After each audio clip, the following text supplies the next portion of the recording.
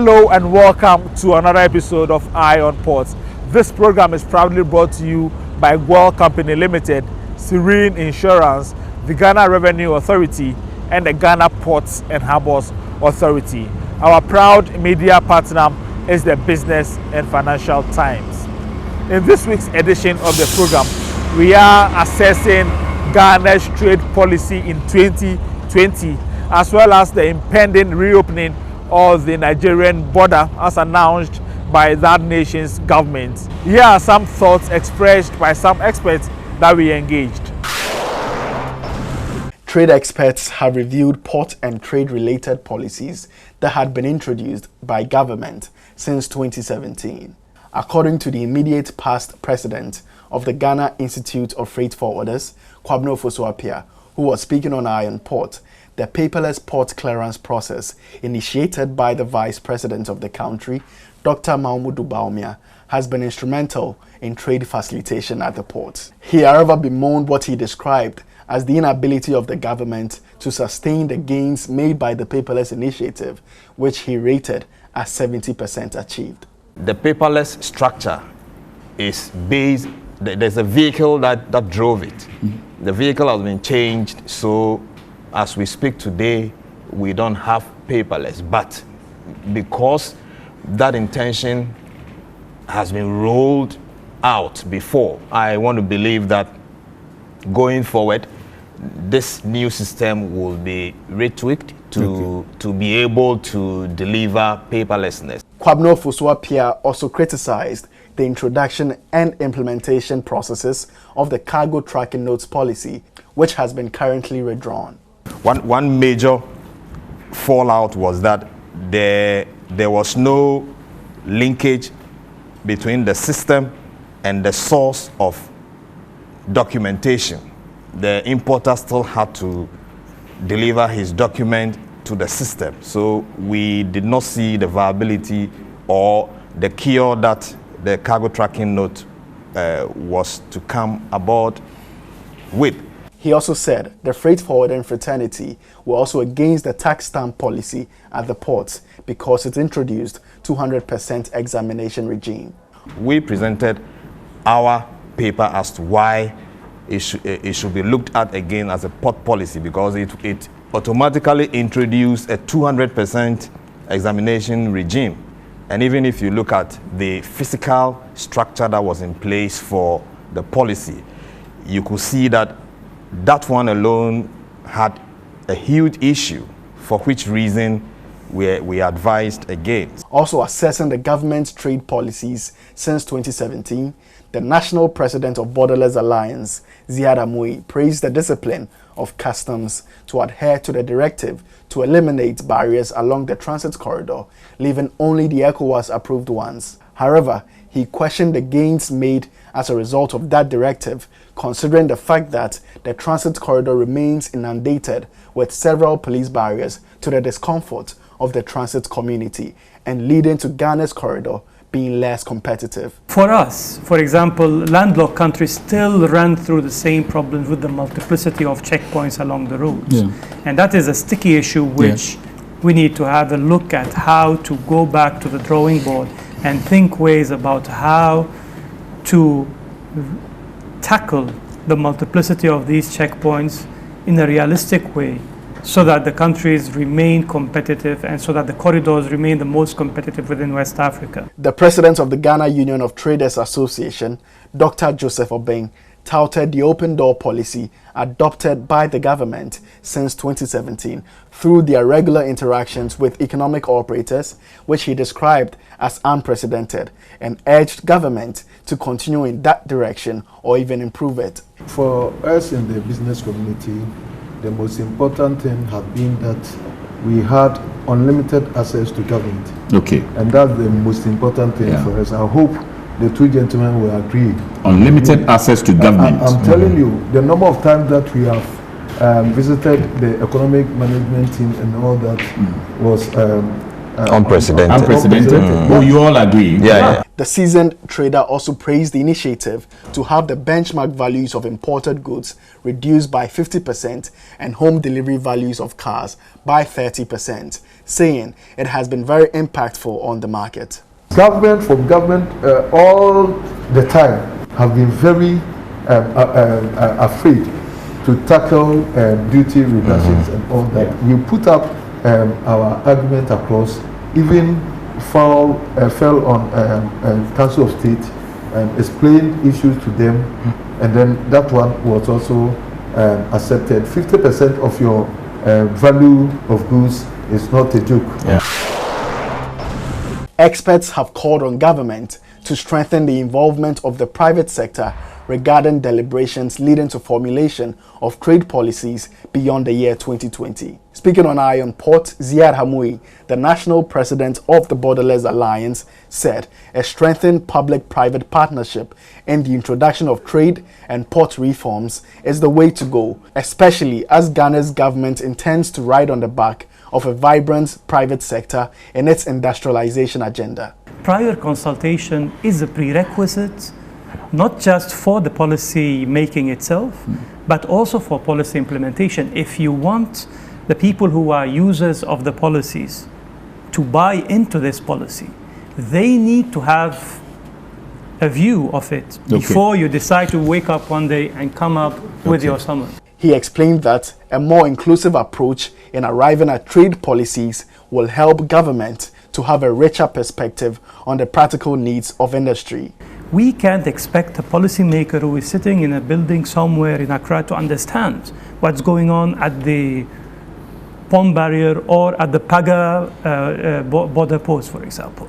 You can't. You need someone who is on the ground, who can relay the concerns of private sector representatives, of civil society, of the normal average consumers, but also of the less, or let's say the more marginalized groups of society. Ziad Hamoui, who is also the co-chair of the African Regional Food Trade Coalition, implored government agencies to step up in their attitudes towards participation in working groups such as the National Trade Facilitation Committee. Contributing on the program, the immediate past president of the Ghana Institute of Freight Forwarders, Kwabno Fosuapia, called for a defined governance structure with representation from various levels of the value chain to be involved in deliberations leading to the formulation of policies that impact international trading. Now, the governance structure is that creation that must be able to properly moderate policy and expectation, okay, so that we will have policy affected by people who are on the ground. He said the lack of such governance structure leads to the inability to sustain policies that hitherto could have yielded significant results for the trading community. We need that. And it is not just made up of high-level operatives. It is not just made up of those who must ensure that revenue comes into the kitty.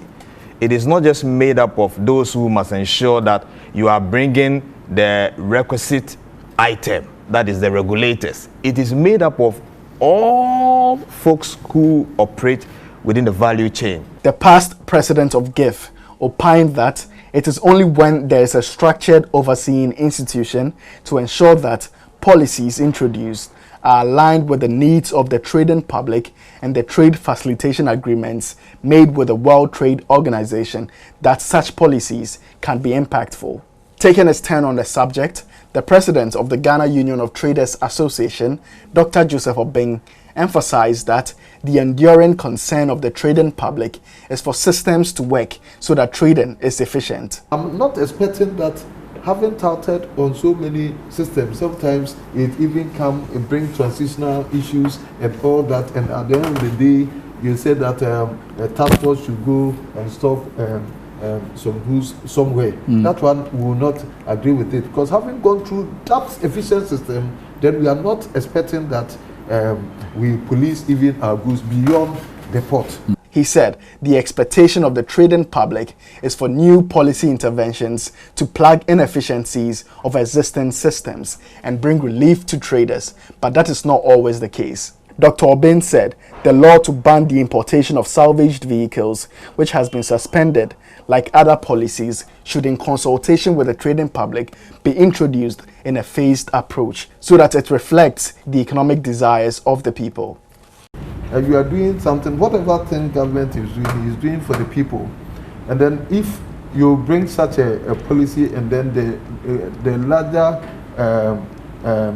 greater majority of the people are not happy with it, then of course we have to retreat and then see why it is not working. If you are talking about new cars being assembled here, the locals should not be settled for the those people. So, but if we think that is a good policy to help, then we have to go slowly. The national president of the Borderless Alliance and the newly elected co-chair to the African Regional Food Trade Coalition, Ziad Hamoui, has hinted of the imminent opening of the Nigerian land borders as announced by that country's president. Speaking on Eye on Port, Ziad Hamoui also revealed that Nigeria has ratified and deposited the African Continental Free Trade Area Agreement, which he believes may influence that nation's decision to reopen its land borders. Now, it remains to be seen how fast can Nigeria actually buy into the opening up not only of its borders, but also of its internal markets, not only to the ECOWAS trade, but also now to the AFCFTA trade. And as Dr. Obeng was saying earlier, the whole Africa now will have to expect its markets to be opened up to the opportunity and the possibility of the inflow of competitive products that are sourced from elsewhere in Africa. In August 2019, Nigeria unexpectedly closed its land borders to trade in goods, explaining that it wanted to put an end to smuggling, particularly of rice and other products from Benin, which crosses their border illegally. According to the president of the Ghana Union of Traders Association, despite claims of earnings made in the aftermath of the border closure, Nigeria shot itself in the foot by introducing such harsh policy, indicating that Nigerian economic operators have since suffered the repercussions of that harsh policy. So they've shifted these things all over. So now that they've come to realization that they cannot live in isolation, even though they call themselves Ajanis. That's the true fact, because their people are suffering. He explained that Nigeria's argument for such a decision was flawed and defies the objective of intra-continental trading, and therefore not surprising that the country has inadvertently made situations worse for its economy and economic operators. The immediate past president of the Ghana Institute of Freight Forwarders, Kwabno Fosuapia, touching on the matter from an after perspective, said it is about time African leaders look at building its sea and land transport capacity. He emphasized on the need to bridge the logistics gap, which he argued would drive the vision for AFCFTA. You will want to consider vessel movement between African states. Where is the vessel? Or where are the vessels? Okay, so it is even cheaper for you to transport cargo from here to Europe than to Liberia. So for me, the after is so good, but it will have to be thought through holistically. Ziad Hamoui urged Ghanaian industries to up their game in areas of pricing, quality, industrial cost, and financing in the advent of the AFCFTA. How can we attend to some of these priorities, whether the finance, for example, the commercial lending rate, or the power cost in Ghana, which is currently hanging at around 17 cents a kilowatt hour for industrial, which is a lot, and many other factors that might threaten our benefiting of the opening up of the African market. The Guta president lamented the cost of borrowing in Ghana and called for it to be addressed as a matter of priority. So we entreat on government that it should be a major priority, so that there should be a compelling factor mechanism on the mainstream commercial banks to come down with their rates. It is our expectation that beyond 2020, policymakers will involve stakeholders, especially the economic operators, in policy formulation aimed at improving the ease of doing business as well as revenue generation in the country. Eye on Port returns after this break. Every now and again, Goil makes good things happen. This time, Goil has introduced Super XP Ron 95, a higher grade fuel loaded with additives and yet sold at the same price as normal fuel. Goil Super XP Ron 95 enhances engine performance like never before. It maintains the engine by keeping it clean from carbon deposits. Goil Super XP Ron 95 is designed to burn slowly and thus improves fuel economy, making you save money after several kilometers. Goil Super XP Ron 95 gives you a smooth driving experience, that is, less vibrations. Fill up with Goil Super XP Ron 95. Now there's no need to pay more for any higher grade fuel. Goil has that sorted. Goil, good energy. Electricity, pay your taxes. Our taxes, our future. Because you see, without our taxes, we wouldn't have good roads, good schools, better hospitals, street lights, and other very important social amenities.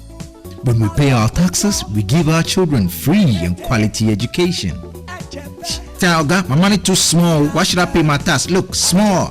Salifo, it doesn't matter how small or big your business or income is.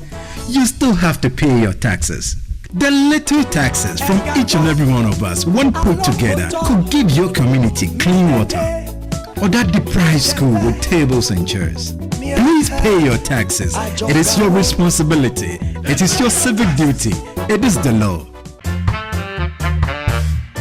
Oh, how are you? Hi Yvonne, a few words please. Everyone is talking about the fire at your production house last week. How are you holding up? Has production stalled? No, not at all. My crew and everyone on my set is perfectly fine because I insure with Serene Insurance. As a matter of fact, I've had all my equipment replaced, including the vehicles that were affected. My workers have been sorted out. Even my production downtime has been covered. So it's all good. I have a meeting to attend to, so I have to get going. Sorry about that. Which insurance company did you mention? Serene Insurance, the new face of insurance, a member of First Sky Group. Sa coronavirus yare no yare a sign pa. So obinya bi na se opo wagu so ana se ohwinti gu so a wutumenya yare ni bi. Okadi ni bahani onaka oyehila ekoji. Ohe banye do. Oba wulo. Ogo bahunu. Oba chine. Ojamba wohe. Oba na sen kaka. Mekme musunchon. Mekme nuni enihe.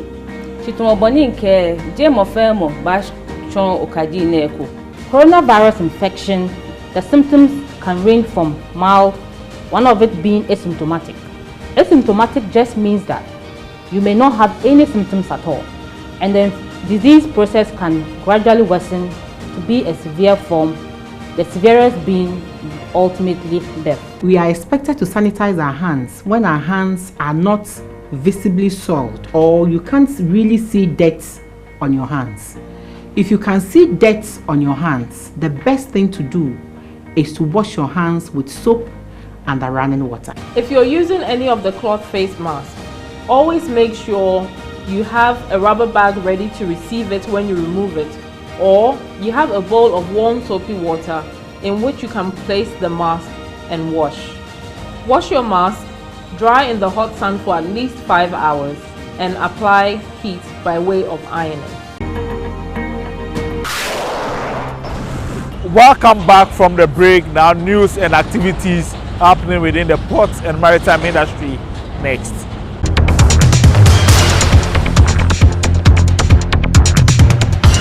The TEMA Port Security Manager, Colonel William Kwabia, has called for harsher punishments for persons who engage in stowaways to serve as a deterrent to others. Once we don't get a punitive punishment that is punitive enough that will serve as deterrence, we would continue to have young men and who are daring enough to try to go on this. Briefing Iron Port on a recent stowaway incident that occurred on December 8, 2020, the TEMA Port Security Manager said the two suspects are Aaron Abeku Taylor, 28 years, and Emmanuel Bodo, 19 years. Colonel Kwabia revealed that the law requires individuals nabbed in the act of stowaways to be handed over to the Immigration Service, who then hand them over to the Ghana Police for prosecution. Once we receive people like this, after initial interrogation, we hand them over to the Ghana Immigration Service, and then finally they will end up with the Ghana Police Service for possible prosecution. But this has to be done in line with the rules and regulations of the state. He complained that stowaway offences are usually met with meager fines and insignificant jail term, which is not deterrent enough for offenders to try again. Currently, they might be asked to pay probably 500 Ghana cedis or equivalent, or in default, be sent to jail for a month or two. Normally, they will get people to pay this amount. This amount is not enough. The port security manager also revealed that there is a need to intensify sensitization at the community level on the negative consequences of stowaway, which his outfit has already begun. The solution is first to educate our youth through formal and informal means. We need to engage the chiefs. I have spoken to some of the fishermen, the head chief fishermen here before, about the need to educate the young men to stop this practice. Colonel Kwabia encouraged the youth to refrain from the act, which is not as attractive as some youth perceive it to be, and warned that in some occasions, stowaways lose their lives in the process of the adventure. What I want to reiterate is that stowaway is dangerous. Nobody should allow his or her family member to undertake such a venture. Once you set off, you are not likely to end well. Most people do not end to tell their stories.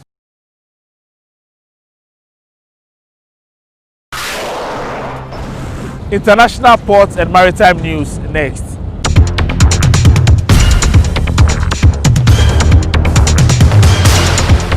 A Jamaica-flagged Turkish-owned cargo ship has been detained by Libyan National Army forces of Derna, a port city in eastern Libya. While en route to the port of Misrata, the vessel was intercepted because it reportedly entered the restricted waters of the Green Mountain region and failed to respond to calls from the Libyan Navy. The ship was then towed to Ras Al Hilal port, also in Libya.